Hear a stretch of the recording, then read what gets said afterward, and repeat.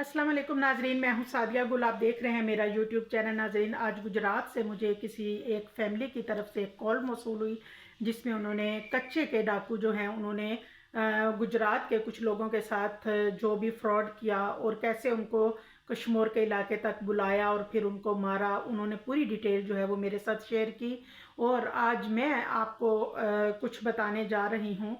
नाजरीन, कच्चे के डाकू सब के लिए अजाब बने हुए हैं, पूरे मुल्क के लिए ये वबाले जान बन गए हैं और ये खुल्लम खुल्ला हर जगह दंदनाते फिरते हैं। चलें, कराची में तो कुछ ऐसी बासर शख्सियात हैं जिनके इन कच्चे के डाकुओं के पीछे जिनका हाथ है और अगर जो इनकी पुष्पनाही भी करते हैं, लेकिन अगर कोई हक हलाल कमाने वाला अपना मुज़ाहमत करता है जब ये डकैती करते हैं तो उसके बाद उसको फ़ौरन गोली मार देते हैं, क्योंकि इनको पता है कि हमें पूछने वाला कोई नहीं हुआ है और हमारा क्या जाएगा एक 25 रुपए की गोली।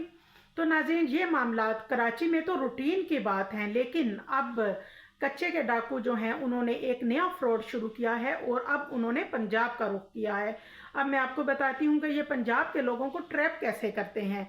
और नाज़रीन, अमूमन ये जो पंजाब के कुछ खाते पीते लोग होते हैं उनसे बात करते हैं, उनको कहते हैं कि जी हमारे पास गाड़ियां हैं जो वजीरिस्तान से आई हैं, अफ़गानिस्तान से आई हैं, वो स्मगल होके आई हैं, वीगो डाले हैं और वो इंतहाई सस्ते हैं। हम आपको 10 लाख में, 4 लाख में, दो यानी कि 2-2.5 करोड़ की गाड़ी जो है इतने में दे देंगे, आप इतनी रकम लेके तो हमारे पास आ जाएं। लिहाजा कुछ लोग जो हैं वो कश्मीर के इलाके में गए, उन्होंने तकरीबन घर से 1-1, 1.5 करोड़ लिया और वो कश्मीर चले गए। वहां पहुंचते ही डाकुओं ने उनको घेरे में ले लिया और उनसे सारी रकम जो है वो ले ली। फिर उसके बाद उनकी वीडियोस बनाई और उनके घर वालों को भेजी कि और पैसा दो ताकि फिर हम तुम्हारे लोग छोड़ेंगे। हालांकि उन्होंने उसमें से 2 अफराद को जो है वो मार दिया था। ऐसे ही नाजरीन, एक नहीं 3-4 ऐसे वाकयात हो चुके हैं कि गोटकी, जिसमें सरे फहरिस्त कश्मीर और गोटकी के जो कच्चे के डाकू हैं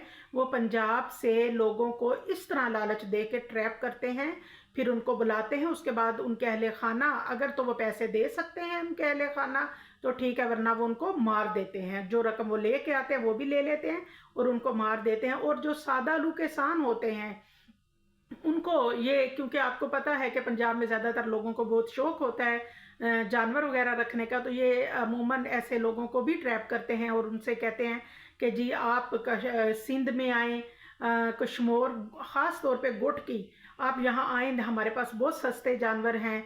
क्योंकि हमारे इधर जो जानवर हैं वो जो 2 लाख का जानवर है हम आपको 50,000 में देंगे, आप आएँ और जानवर ख़रीद सकते हैं। तो उसमें क्या होता है कि बहुत से लोग जो हैं वो लालच में आके, देखें नाजरीन, इसमें एक गलती पंजाब वालों की अपनी भी है कि जब लालच बहुत बुरी बला है, लालच में आके ये लोग जाते हैं और फिर वहीं पे इनका काम हो जाता है। और अब ये कोई ढकी छुपी बात नहीं है, सोशल मीडिया पे हर वक्त बताया जाता है, इन कच्चे के डाकुओं की सारी कारस्तानियाँ बताई जाती हैं।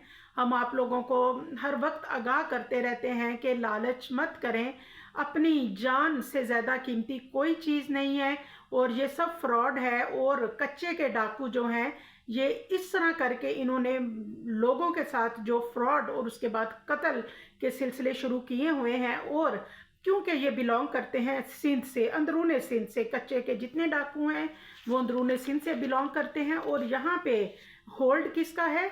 आसिफ अली जरदारी यानी पीपल्स पार्टी का।